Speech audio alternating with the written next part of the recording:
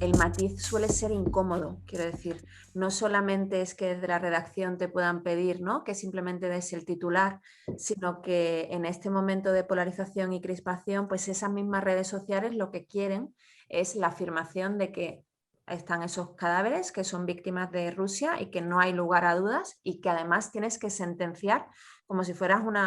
un forense, ¿no?, cuando en realidad eres un periodista que lo que puedes decir es que presuntamente, aparentemente, pues llevan 7 días y por tanto pueden ser víctimas de las tropas rusas, ¿no? Y esa incomodidad que genera el buscar los matices para lo que se necesita tiempo, también contrarresta esta visibilidad que te da el no ser periodista, sino influencer o líder de opinión, ¿no? Si estamos en un momento de precariedad que gran parte de las posibilidades de publicar no te las da la calidad de tu trabajo, sino tus seguidores, ¿no?, el número de seguidores y la visibilidad que tienes en las redes, no vale el periodismo incómodo de matices que puede generar enfados entre esas comunidades, ¿no? Porque puedas hablar sobre otras cuestiones más incómodas de esas sociedades o de ese contexto, que eso no niega su condición, por ejemplo, de víctima, ¿no? Y, y eso también tiene mucho que ver con la siguiente pregunta que hacía Amanda, que es cómo estamos contribuyendo a veces desde el periodismo social a la polarización y la crispación, ¿no? Y creo que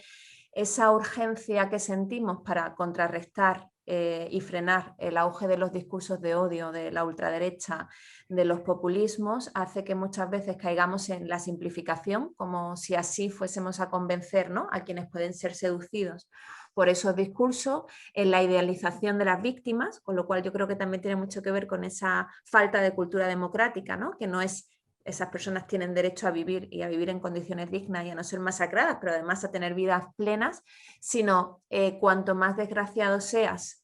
más hospitalidad o más solidaridad vas a generar, que tiene que ver con ese sentimiento de caridad, ¿no?, y no con la cultura de derechos humanos. Y además creo que el problema es que cuando hacemos esos relatos idealizados de las víctimas, resultamos poco creíbles, porque la vida no es así. O sea, que esos matices y esos grises significa que una persona no tiene que ser un ser de luz para ser víctima de un delito de lesa humanidad o de una vulneración de derechos fundamentales, ¿no? Y quienes se empiezan a sentirse seducidos por esos discursos de odio, a veces cuando leen nuestras informaciones, se sienten tratados como menores de edad o como tontos, porque dicen, pero vamos a ver, si yo estoy viendo que todos los seres humanos tenemos nuestros grises, nuestra conflictividad y demás, porque a mí me lo tienen que presentar como si fuesen seres de luz, ¿no?, como decía antes. Y eso pasa en Ucrania, pero pasa aquí, ¿no? Por ejemplo, yo siempre pongo como ejemplo el caso de los menores no acompañados, el hecho de que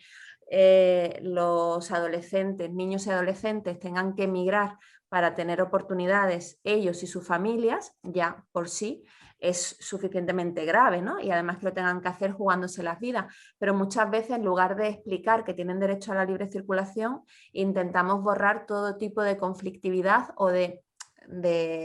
de conductas que pueden ser delictivas o de o de problemas de convivencia, como si así aquellas personas que viven esos problemas les fuésemos a convencer de que eso no está ocurriendo realmente, ¿no? En lugar de contar por qué esos chavales pueden tener conductas delictivas o problemas de sociabilidad porque llevan viviendo trayectorias vitales muy complejas y han tenido que sufrir muchas violencias en todo ese viaje, ¿no? Y creo Ujú. que sí, bueno, el periodismo es eso, por eso también es tan importante la diferenciación entre comunicación social, que quiere sensibilizar sobre una cuestión, y luego el periodismo y la información, que además de sensibilizar y de comunicar, tiene que entrar en la complejidad. Y en ese sentido yo creo que ahí es donde podemos volver a conectar con quienes no son audiencias convencidas, ¿no? Que eso nos pasa mucho en los medios de comunicación pequeños, que hablamos para quienes ya están sensibilizados y quienes a veces incluso son expertos y expertas en muchas de las cuestiones de las que informamos. Y si realmente queremos hacer incidencia, que se supone que para eso existe el periodismo, tenemos que hacer relatos, bueno, simplemente que se ajusten a la realidad, ¿no? Y que intenten abordar todo eso, esos Ujú. matices.